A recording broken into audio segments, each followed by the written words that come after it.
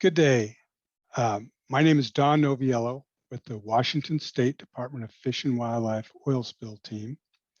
And I'm here today to talk to you about how oil spills harm sea otters and why we focus on them so much because of how easily they are harmed. First, I want to give you a little background on what oil is.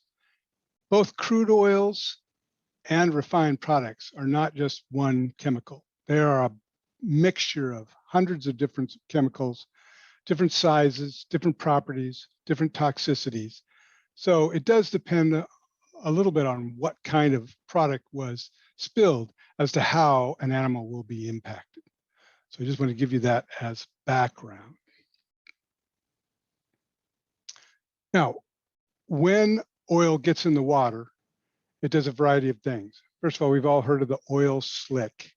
As oil spills on water, because it's generally less dense, it spreads out into a thin surface coating of the water. And that is one of the primary hazards. But it's also doing a lot of other things. As it's spreading out, the smaller, lighter molecules may be evaporating into the air. There's photooxidation, where if there's sunlight out, where it can be changing the chemicals in the slick just through the power of the sun, and that can change their properties and toxicities. And in the water column, some particles will actually dissolve in the water. Others will disperse as tiny droplets. And then both the dissolved and dispersed can ultimately be biodegraded by microbes that are capable of eating different portions of the oil spill. And finally, two other processes will go on is, as it sits in the water for a longer period of time, especially if there's wave action, more and more water can mix in with the oil, and this forms an emulsification, and that changes the property of the oil. It changes how sticky it is, how viscous it is, and that may affect some of the toxicity of it. And finally, after some oils are dense enough that they may sink, especially if they are entrained with a lot of sediment particles and different things that will increase their density. Then the oil can go down to the bottom, where it can present different kind of hazard to animals.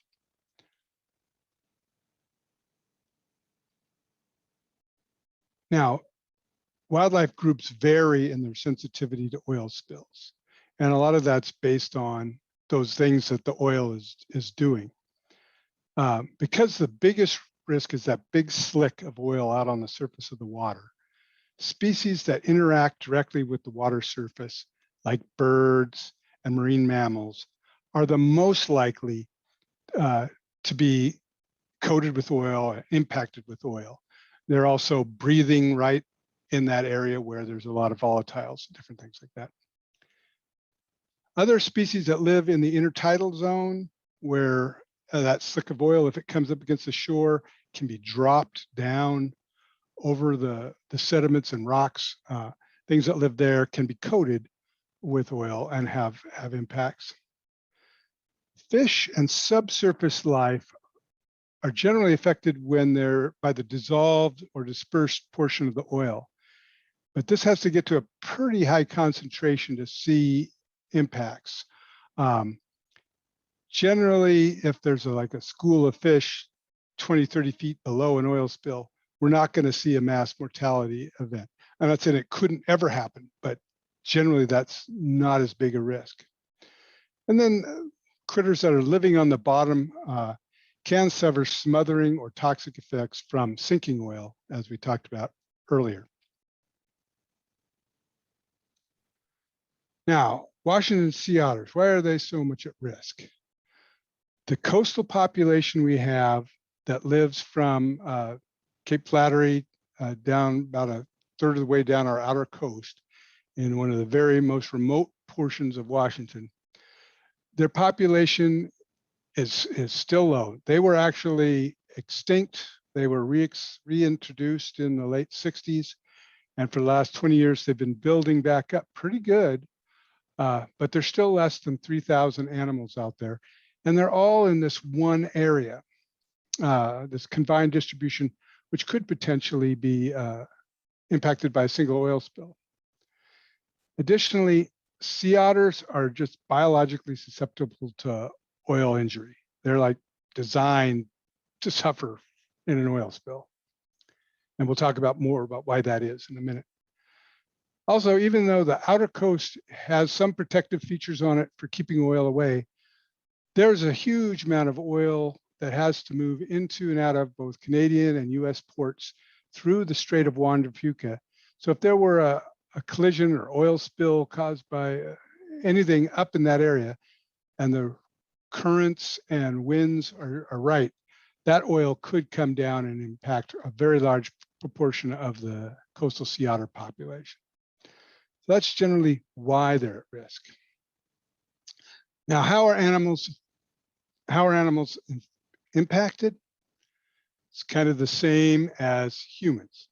We have different routes of entry. You can get it on your skin, dermal coating. For animals, this is for fur and feathers. You can inhale it. You can ingest it. For animals, this is usually when they're preening or possibly when they're preying on another species that's oiled, or scavenging even on a carcass that's oiled. And finally, injection wounds, although that's rare. We'll talk about that a little bit more. So those are the routes of attack on the animal. So for sea otters, we talked about dermal, getting oil on your skin, your fur. This is the big impact. There's several reasons for that.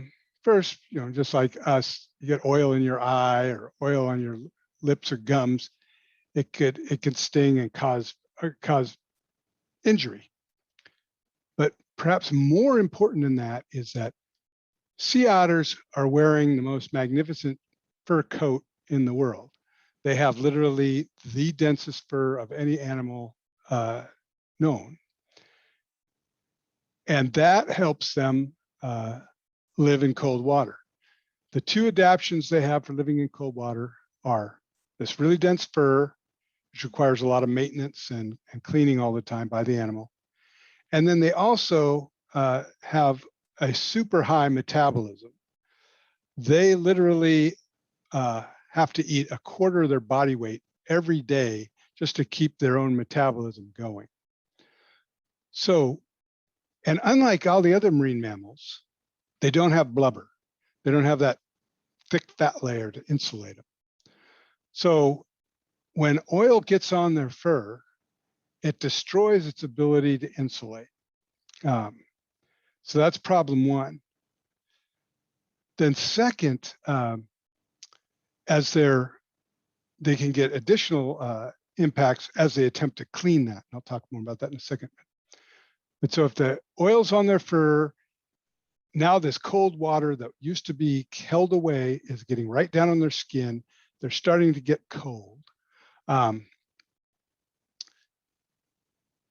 then as they have to increase their time to try and clean that oil off, all that preening time takes away from their time to go hunt. And since they have to catch and eat 25% of their body weight every day, anytime that they can't be hunting means that they're going to get less food. And so they're going to have less nutrition, and they won't be able to keep that metabolism going. So the direct cooling will speed up. So between just the fact that the coat doesn't insulate anymore and they can't get enough food to keep that their little internal furnace going, means that they spiral down into hypothermia pretty quickly, potentially within hours and certainly within a day. Now, if they have hypothermia, it obviously can cause their acute death. But even if they survive, either because they only got a little bit oiled enough to cool them, but then they were able to recover, or they come into a rehabilitation facility and they get cleaned. If they've been out there cold for long enough, there's damage that can happen to their health in the form of, it can cause long-term damage to some of their internal organs. After hypothermic events, they've been seen with vascular system collapse.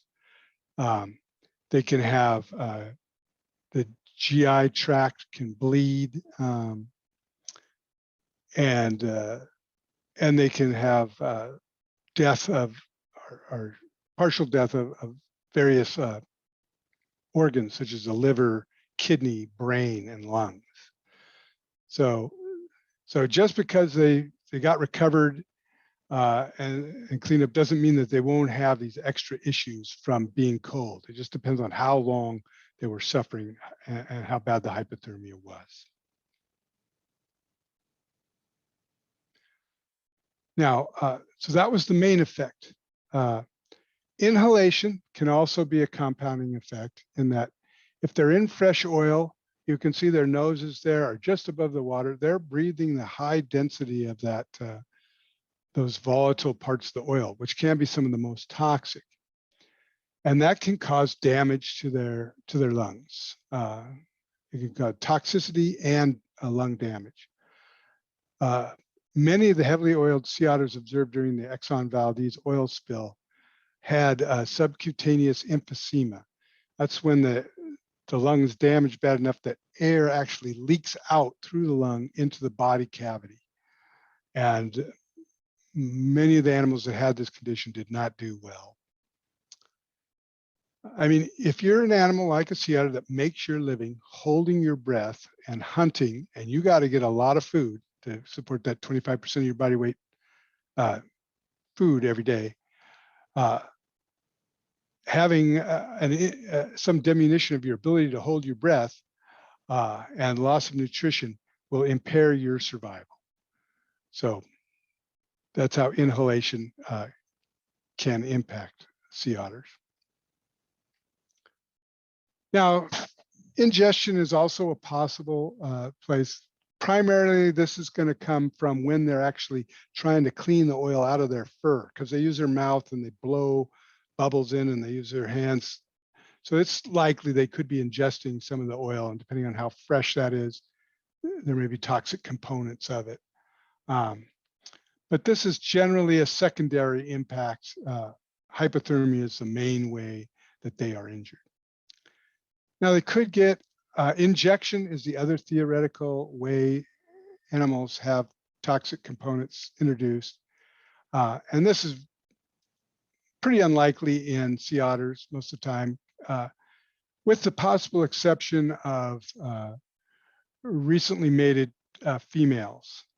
Because of their biology, sea otters have an unusual way of getting together when they're mating. The male has to hold the female by her snout, and sometimes that's energetic enough that she gets some wounds around her snout. So if you have an open wound and oil gets on it, that's an injection source that could possibly cause some additional damage. Although again, it's the main thing is the hypothermia from the oil getting on the fur. Now, there also can be negative impacts to the oil spill cleanup, even if they don't get into the oil. Otters are sensitive to disturbance, especially on our coast where they're not used to people at all, because it's a very remote area out there.